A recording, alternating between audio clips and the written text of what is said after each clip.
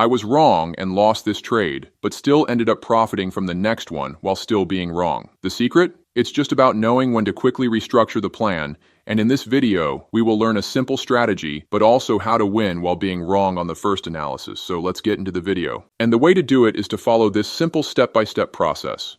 The first step is to start from the daily chart of a market.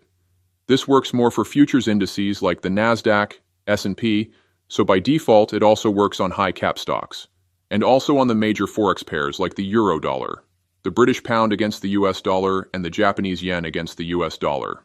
So on the daily chart, we do a quick market analysis on how the market has moved recently.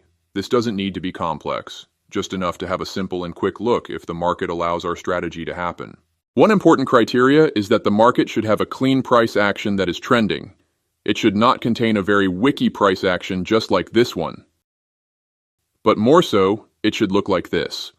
And then we move into the next step, which is marking the last day's high and last day's low, a super simple and quick step. Then we move into the next one, which is the third step. Here we zoom into an intraday time frame, usually the 15 minutes or 30 minutes, and we wait for the market to break out of the last day's levels. If it breaks up to the upside, forming a new daily higher high, we move into the next step. And that is about asking ourselves if the break happened with increased volume. We can basically see by the size of the candlesticks.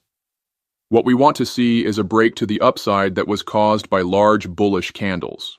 If the breakout has small candles and does not look very bullish, then we skip the setup and repeat it again on another day.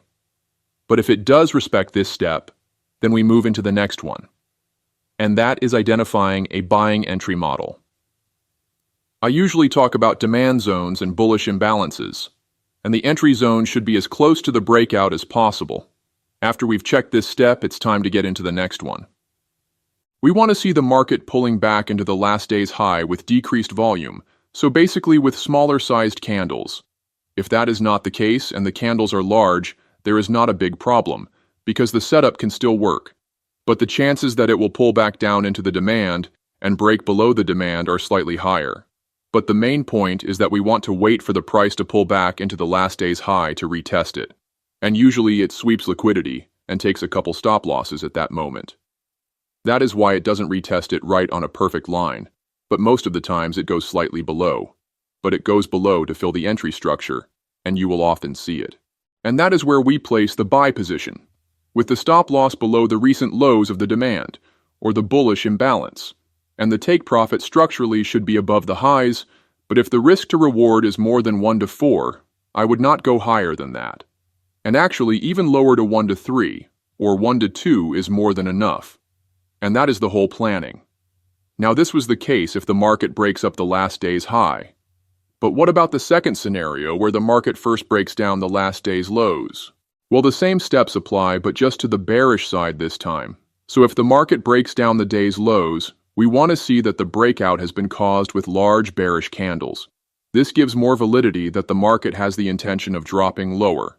If we check this step, then after that we need to identify a supply zone or a bearish imbalance. They should be situated as close as possible to the breakout. And we wait for the market to pull back into the last day's low to basically retest the zone, moment where it will probably sweep above to take more liquidity. And often it rejects back down from a sell structure. It's when we will place the sell short position, with the stop loss above the highs of the sell structure, and take profit at around 1 to 3, 1 to 4, or below structural lows. Now what if the market breaks up the last day's high, pulls back down, and instead of bouncing higher, the market breaks down the demand and stops the position out? Well, in this case, we take the loss and we come with a backup plan. Since the breakout has failed, this can be taken as a fake out instead, and it has an increased chance that now the market actually wants to target the day's lows. In that case, we look for a market structure shift. That probable was caused already from the invalidation of the demand. And we flip our bias into a bearish view of this market. So what we do instead is to identify a supply zone from where we can sell and take the market into new lows. But I say it once again, be careful to have a sustainable risk to reward, because there is no certainty in trading. But trading is about probability and managing the risk accordingly.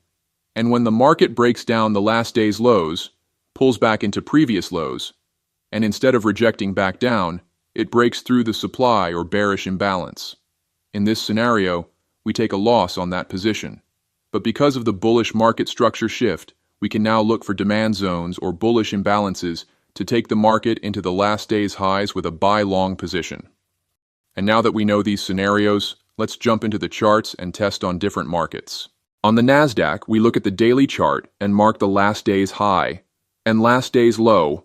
Then we switch into a lower time frame, not a scalping time frame like the 1 minute or 5 minutes, but more so on the intraday time frames. The 30-minute is great in this instance, and we wait for one side to break. The momentum is more advantageous towards the sellers because look how much larger are the bearish candles compared to the bullish ones. And eventually, it did broke the day's low on the next day. Now, usually on the simplest form that I've done a video before, we would have waited for a retest to sell short. But the problem with that is that the entry can be more subjective. And what we want to do is to make the setups be more straightforward, where we can just follow a step-by-step plan. I've found out that if we break down, we just look for a sell entry model. It can be a supply zone, an imbalance, or actually any kind of selling model you use, but usually I use the supply or the bearish imbalance. So there is actually one supply right here, but it's not the most valid or high quality because it has taken liquidity from above, with wicks, above here and below here. There is also an imbalance right here, which is exactly inside of the supply. It basically refines the supply zone, making it a tighter entry zone. So respecting the plan and placing the sell short on the bottom of the gap, with the stop loss right above the gap, and take profit below the structural lows. This also gives a great risk to reward. We are currently retesting the breakout as a resistance. And it wicks right above, almost filling the imbalance. So we actually missed this, because after the near miss, the market instantly reversed and respected the plan, moving into the take profit. But because of the very bearish price action on the Nasdaq this day, coupled with this bearish market structure of downside breaks forming lower lows, the market is still bearish enough to continue the downtrend. The buyers also give weak signs of buying pressure with these wicks that can't hold a bullish market because it instantly rejects back down. Eventually, the momentum flipped, but just enough to fill the imbalance from where again get the rejection, and this time actually respecting the strategy. Now this could have also been taken lower probably, because as I've said before, this market looks very bearish at this moment. So far, each bullish pullback has been faded down into forming lower lows, but 1 to 3 risk to reward, in my opinion, it's more than enough in most cases. Now on the S&P, marking the day's high and day's low and moving into a lower time frame, let's try the 15-minute one this time. It also works fine, as long as it's not an extremely short time frame, but as well as not an extremely high time frame. So basically, somewhere in between, and we wait for the market to break one side. Here, because the next day will open closer to the previous day's low, we will also probably have a downside break, similar to the Nasdaq setup. And we also have a descending market with a bearish pressure. We can easily observe the lower lows and lower highs. The lower highs having their supply zones, one being here, from where, as expected, the market fills the supply and moves back down. For those that saw this opportunity, because with this strategy, we wait for a break of a day's high or low. And here, it did not break yet, so it's not that relevant, but it has worked. So we just wait for a breakout, most probable a downwards break. And yes, it did. And currently, the market is also getting a pullback to retest it as a resistance. So we just look for the highest quality sell model that is also closer to the break itself. There was a supply right here, but it is already invalidated because the next pullback has actually broken above. But this bullish candle causes once again a bearish aggressive move that breaks structure. So this validates a new supply. And the setup positioning is straightforward. Stop loss above the supply, take profit at 1 to 3, and this actually took us out with a loss. So let's analyze carefully, because this move is still very bearish. This last bullish candle is a reversal candle. I've talked about reversal and continuation candles in one of my previous videos. And here in this case, the reversal candle has respected, because right after forming, the market took a downturn once again, with very bearish large candles, So we can now consider this as a supply, since it is the last bullish candle before a downwards impulse. An impulse that also breaks downside structure and flips the market's momentum short-term towards the sellers. The positioning is similar because we consider this as a retest on the higher time frame that eventually has to come back down. So the stop loss above the supply, take profit, should be near below these last lows. But being realistic with the risk-reward ratio, 1 to 3 is enough most of the times. It's moving sideways for a while. We're waiting for the volume to kick in. And there it is, the entry. It's also close to the stop loss, still consolidating. And there it is.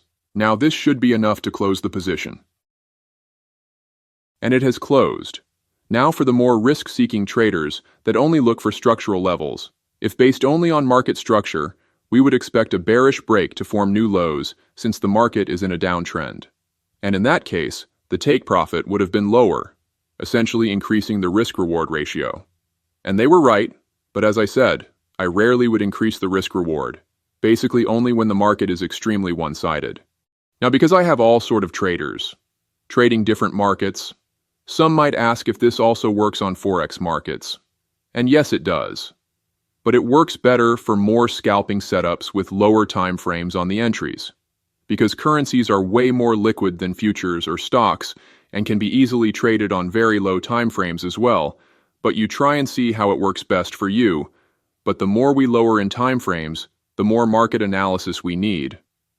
So starting from the daily chart, we want to see how this market has moved recently. And from a straight simple view, we see higher highs and higher lows. A pretty bullish market with bullish breaks of structure each time the market breaks above the swing highs. Now usually after a bullish break of structure, we would expect some kind of downwards pullback to gather liquidity and basically feed the next move. But in this case, that did not happen. The buyers were so strong that they've kept pushing the market to the upside, and we've only had a very small pullback shortly after, pullback that got broken up with new swing highs and a new break of structure. So now on the most recent day, we mark the high of the day and the low of the day, and we switch into a low time frame.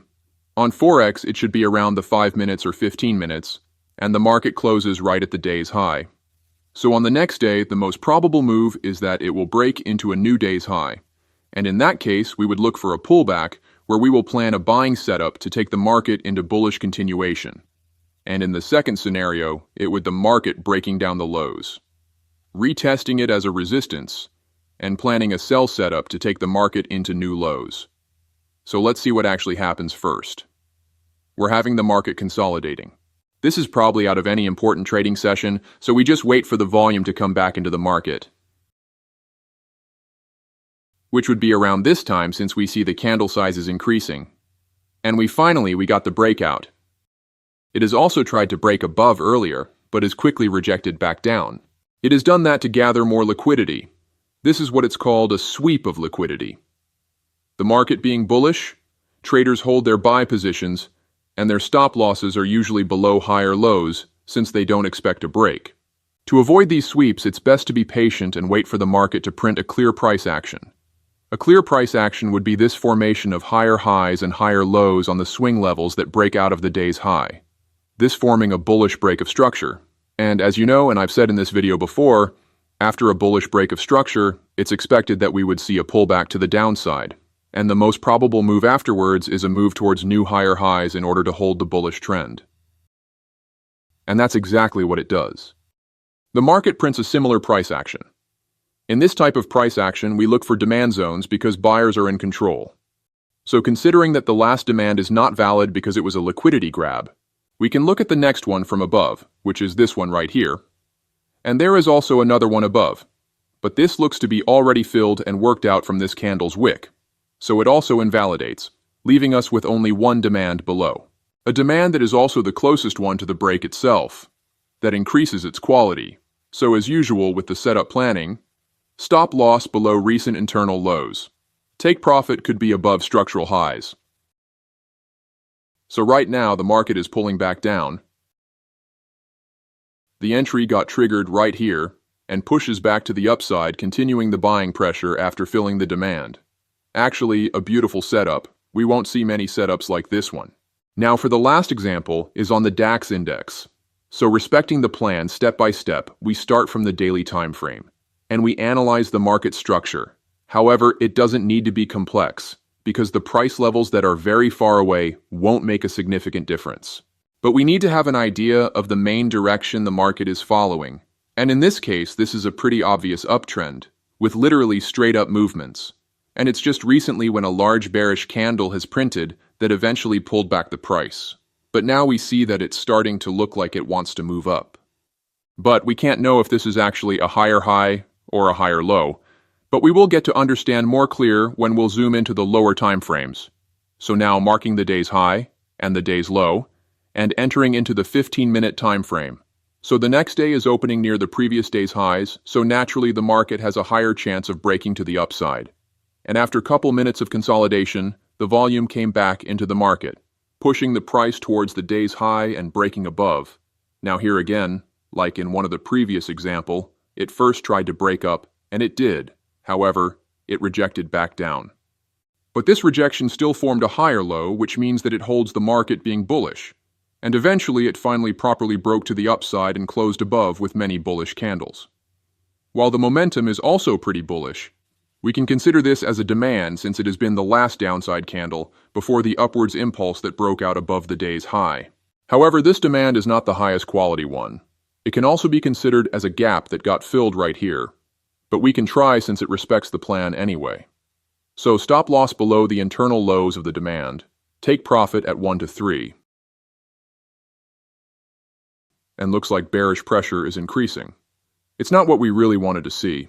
We would want to see a slow pullback towards the demand, but more patience is required. And of course, we have the expected lower highs and expected lower lows. It's the move that has to fill the demand. Now we've actually retested the previous day's high and bounced right up from it. This is a good sign that it's reacting to the upside at first. And this closed as a loss, unfortunately. It's all right. This is why it's very important to not only respect a step-by-step plan, but also constantly reading the candle's momentum.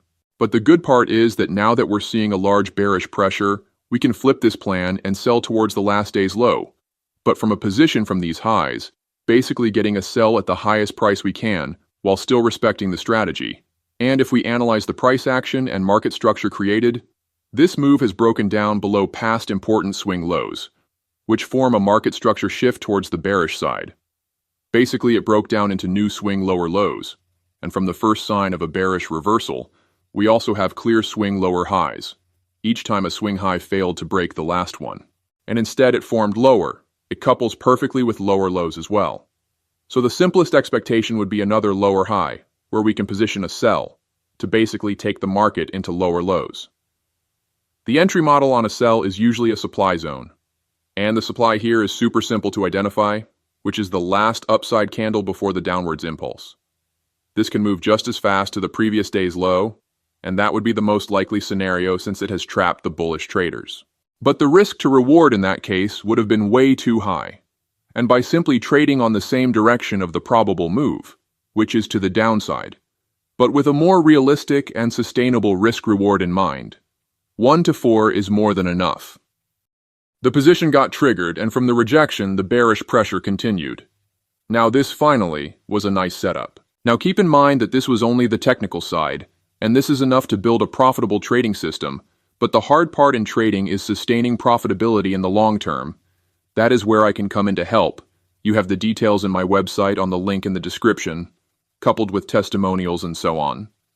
And if you liked the video, make sure to subscribe, and have a great trading week.